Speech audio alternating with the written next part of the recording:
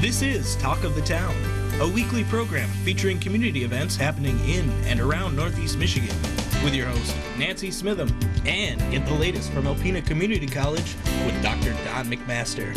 And now, today's Talk of the Town.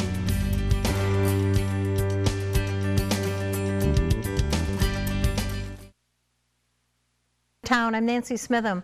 My first two guests are here today to talk about all kinds of fun things and important things. I have BJ Sander from the Alpena Senior Center and Andy Marso from the City of Alpena Fire Department. Good morning and welcome. Good morning, Nancy. Thanks so much for having us here today. Thanks for being here. We don't normally get the two of you together for a segment, so I'm really excited that you two have come together to talk about some important things that are out there for our community.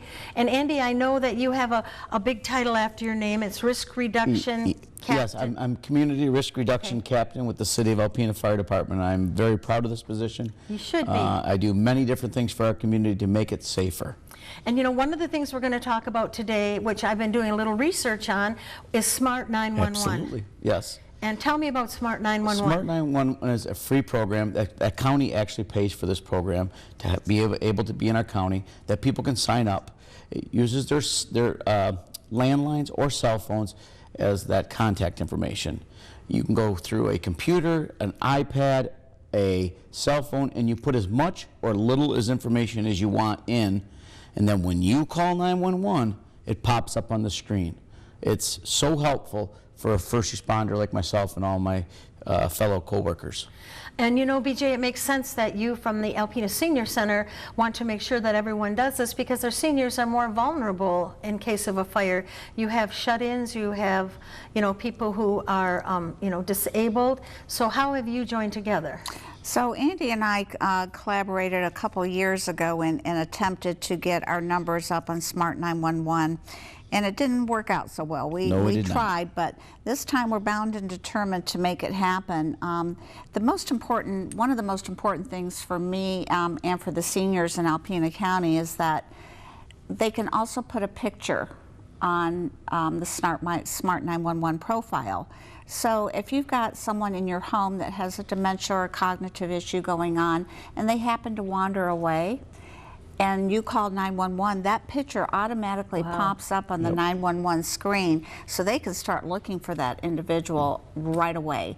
And if you're panicky because your loved one is missing, you're panicky, you might not be able to find a picture right away. So many different things can happen that you don't even have to worry about if you get that information on that profile. Yeah, absolutely. And Andy, you know, I looked it up online and read a lot about Smart 911, and like our next guest who has 4 children, you would know that there's 4 children in that house, and you're not going to leave until you've gotten all 4 of those children out in case of a disaster or a fire or something. Yeah, He can even know where all their bedrooms are, which is the really cool thing about that. And that's the cool. There's so much information that we can get on the way to the call, and we can process it and start thinking about if it's a medical emergency. Oh, have they had heart attack in the past? How can we get in the residence? That's one of my big key things, is where do they have a key hidden? What is their keypad to get in the house?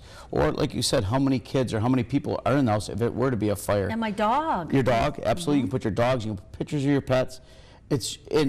I stress this, you're putting information probably that we could probably search on the internet. You're not putting bank accounts, you're not putting credit card numbers, you're not putting social security numbers. It's nothing fancy, but it's great information. And to add to that, it's very secure. And I stress that also, that 911 dispatchers can't just, oh, let's find out where Andy Marso's at today and look it up. It only when you call in to Central Dispatch. Okay. All right, so what about the people that don't have a smartphone or an iPad or a computer? Don't need one. Okay. Nope. Seniors in Alpena County and anyone else, as a matter of fact, if you call the Senior Center, I'll set up an appointment. You can come by and I'll help you put your information in the system. Okay.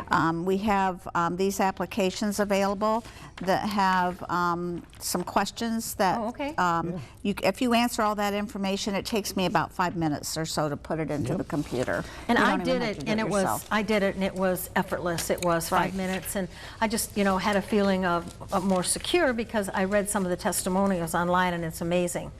All right, before we run out of time, we want to make sure we get everything else in. So you brought some fire alarms. Smoke alarms. Yeah, smoke alarms. So I have a program with the city of Alpena. I work with the American Red Cross, and My Prevention, it's a program out of Lansing, and I get free smoke alarms. At times I do have carbon monoxide alarms also, but primarily smoke alarms, and I can go into any home and put up 3 free smoke alarms. And the cool thing about these is, yes, they're free, my services are free, but they're good for 10 years. Amazing. No more changing batteries. And if you think about a battery as $5 or $6, and we recommend you changing them around the daylight savings times, so you know that could be $12 a year. Good for 10 years, and then we come and replace them. So it's just an awesome program, and this is what gives the people the time to get out safe. Yes. You got to have working smoke alarms. And as I was telling BJ, I accidentally left something on the stove and went away, and when I came back my house was filled with smoke. Yep. And I was terrified because I have like 5 smoke alarms in my house and not one of them was going off, so I don't know what was wrong. I guess I probably didn't check the batteries, but you also offer batteries. Absolutely, we do have batteries. I just went to a couple days ago, we had a young lady call us and was having her smoke alarms were beeping, and she has the hardwired ones with a battery backup. We went out and changed her batteries, 3 new batteries in her residence to make her safer. Okay, well, I'm definitely signing up today. You sign up. Awesome. I love it. Yes. And BJ, turkey dinner. Yes, November 10th from 11:30 to 1:30. You can pick up a fantastic turkey dinner at the Senior Center. We're doing only drive-through this year. Okay. No in the center dining. You have to call now to make your reservation for however many meals you want. You drive through, we bring them out to you. If you're a senior 60 years and older, the suggested donation is $3.50. If you're under the age of 60, it's a $7 cost for the meal. And you get turkey dressing, mashed potatoes, vegetable roll, and pie, and a juice.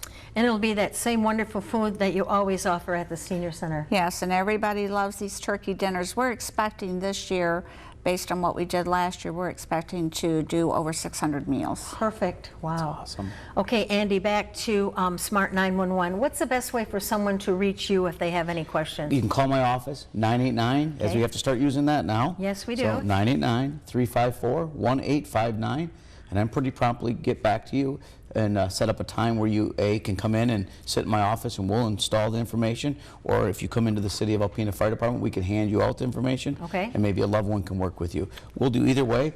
BJ does well too. We work hand in hand.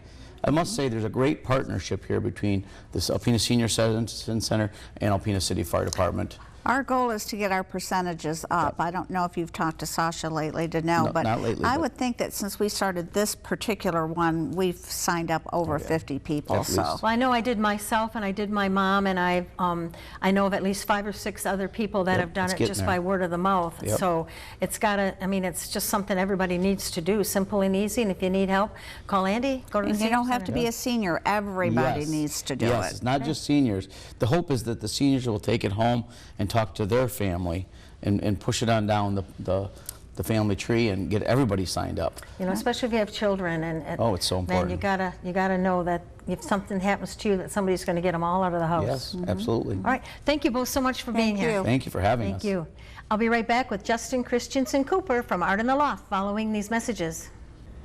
Hi, welcome back. I'm with Justin Christensen Cooper from Art in the Loft. Hi, Justin. Hey, Nancy, how are you doing? I'm doing wonderful. How are you? Good. Doing and how's good. that beautiful family? Oh, good. We're busy, as you can imagine. I bet you are. I bet you are. And I'm glad you already have done Smart 911. Thank you very much. It's very Yeah, important. when they were talking about it previously, I was reminded. I signed up for it a year ago at one of the last times they were promoting it at a chamber event. So yeah. Perfect. Well, keep people promoting gotta do it.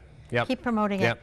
And talking about promotions, you're having a fundraiser coming up. Gosh, we are. Isn't that wild? First Yes. one in over 2 years. I know. And we're just getting back into kind of doing our own, you know, these bigger events that we like to do. We've had the classes going, and we've been partnering with the schools again and doing some programs with Boys and Girls Club and creating some new partnerships with the Senior Citizen Center and Besser Senior Living and all that. But now we're ready to raise some funds to get Yes. those programs continued. Yes. So last fundraiser was back in 2019. Yes. That was Light Up the Loft. We had over 100 people up there, and we raised a lot of great funds that night. And now we're back at it November 11th. So it's Okay. coming right up. Okay. So, yep. That's the day after the turkey dinner at the senior center. Perfect timing. So you can go get your turkey dinner and then come support Art in the Loft. So what's the fundraiser going to be? So we're in our theme of our 20th anniversary. And then it's right on the heels, the last day of our current exhibit called Emerald. Okay. So it's called an Emerald Evening, 20th anniversary celebration. So we did a 15th anniversary, obviously 5 years ago, and kind of in that same theme, we're going to have, the whole place will be decked out as usual. If anybody's been to an Art in the Loft fundraiser or event, we have a great crew of volunteers and board members and staff that really can make that place look amazing. But then when you come up, it's going to be an experience. A reason, first of all, to get dressed up in Alpena. We all know those are few and far between.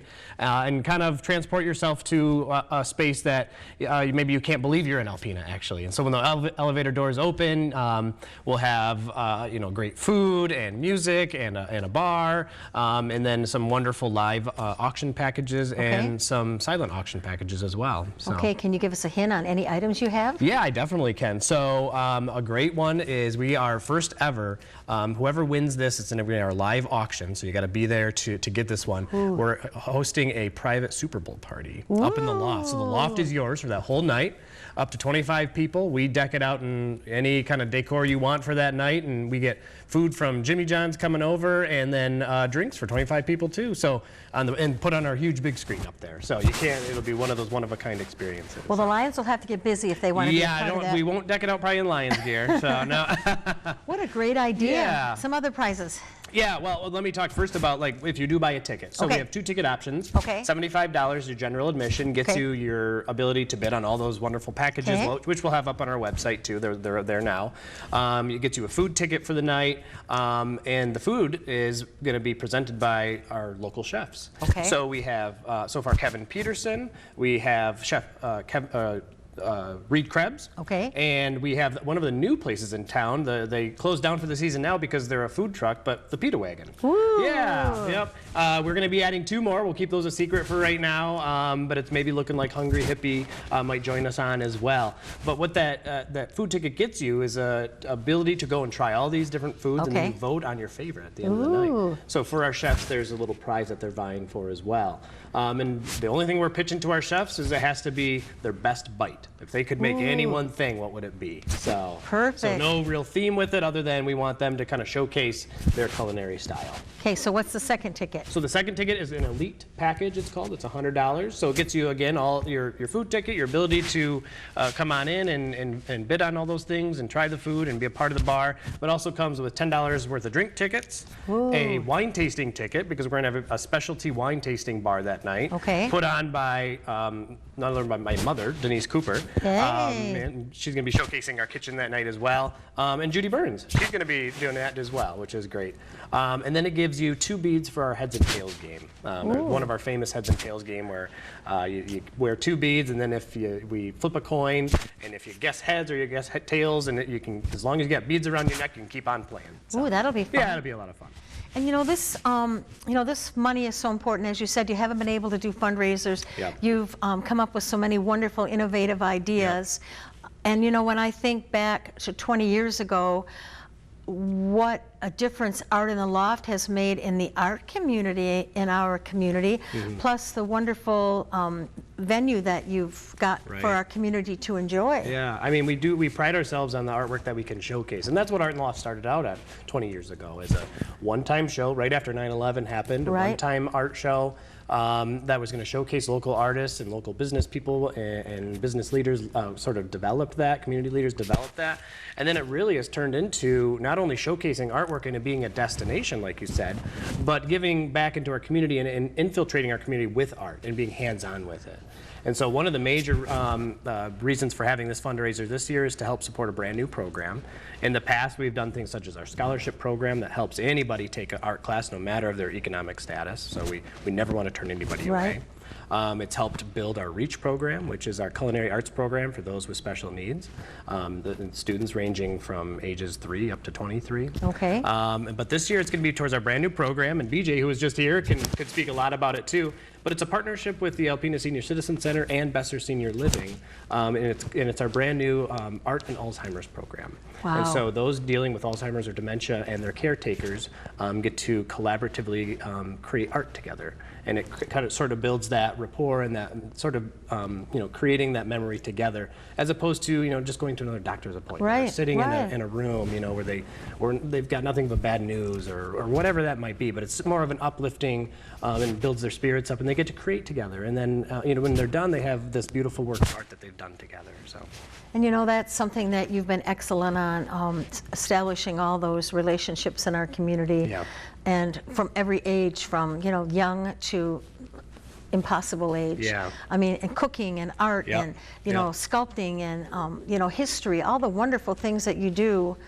I'm so glad that you're here, and I'm glad you've been here for 20 years. And Yeah, it's incredible. this fundraiser needs to be a success. It does, yep. We're only selling 100 tickets, and so tickets are online at artintheloft.org. I already know we've sold, a couple dozen, so they're out there. So people need to get those and really, like you said, really support sort of these up-and-coming programs and help us continue for the next 20 years. Yes, and Yeah. when I think of some of the caliber of the classes you have and the culinary experiences, you wouldn't get a chance to do those in Alpena anywhere else without Art in the Loft. It's a unique, not only a unique destination, unique space, but our mission is unique as well in how we do it. So. Well, congratulations to everyone for keeping that such a viable option in our community, and I look forward to hearing about the tremendous success of your fundraiser. Thank you so much. Thank Appreciate you. that. Please stay tuned for Dr. Don Mcmaster following these messages. Greetings, everyone, and welcome to Talk of the Town. I'm Dr. Don Mcmaster, president of Alpena Community College.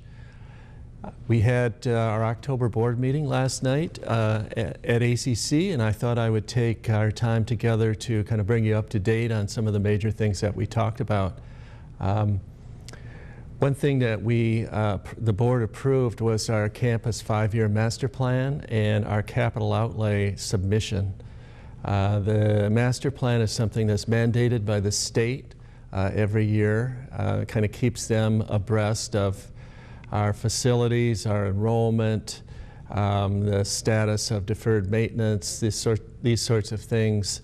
And it's a comprehensive document. It's probably 70 or 75 pages long.